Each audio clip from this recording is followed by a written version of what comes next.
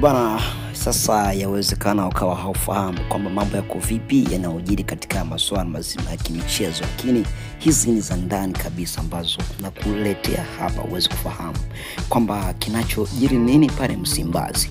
Bwana Elie Mpanzu inasemekana kwamba msimu ujao anawezekana akawa Singida au Young Africans au akawa Singida kwa kujiweka vizuri kwa ajili ya mkopo na kuweza kuchezea katika pale vilabu vya Young Africans. Nini by Geza TV, subscribe, like, share vile na kucomment. Nami ni mwanamchezo wako Andrew Nehemia.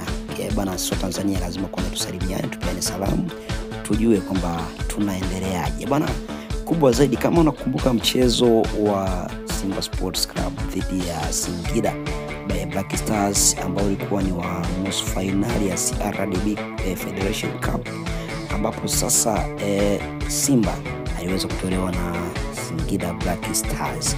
Wakati mchezo ulipomalizika, inasemekana Elie Mpanzu nyota wa Simba Sports Club aliweza kwenda moja kwa moja kwenye vyumba vya Singida Black Stars sehemu ya kubadilishia jezi, na kule ndani inasemekana alikuwepo kiongozi mmoja wa klabu kubwa sana hapa Tanzania ambayo ni ya Young Africans. Sasa mambo yako vipi sasa hapo kwamba ameshaweka saini katika mkataba wa miaka 2 wa kuingia hapa Young Africans. Elie Mpanzu wakati alipoingia katika vyumba hivyo vya Singida Black Stars, na video zinaonekana kabisa aliingia kwa spidi kubwa sana.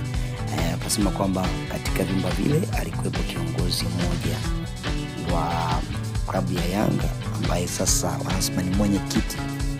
Wanasema kwamba alikuwepo mwenyekiti wa klabu ya Yanga hiyo.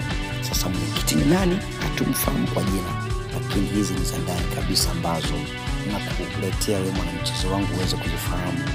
Yote inaweza ikajiri katika usajili ambao unaendelea wa ligi ya Tanzania bara. Tunaelekea mwishoni, lakini huko timu zinatafuta yupi ambaye anafaa kuja kuchezea timu fulani. Na hapa sasa Elie Mpanzu anaonekana kwamba inaonekana anaweza akaingia katika vilabu vya Young Africans kwa Jangwani kuweza kupiga katika msimu ujao. Hiyo ndio taarifa kubwa zaidi za ndani kabisa ya ndani ambayo nimekuletea siku ya leo kuhusiana na nyota huyu Elie Mpanzu. By Geza TV, usahau kusubscribe, kulike, kushare vile na kucomment juu ya taarifa zetu ambazo tunazozileta hapa kila siku.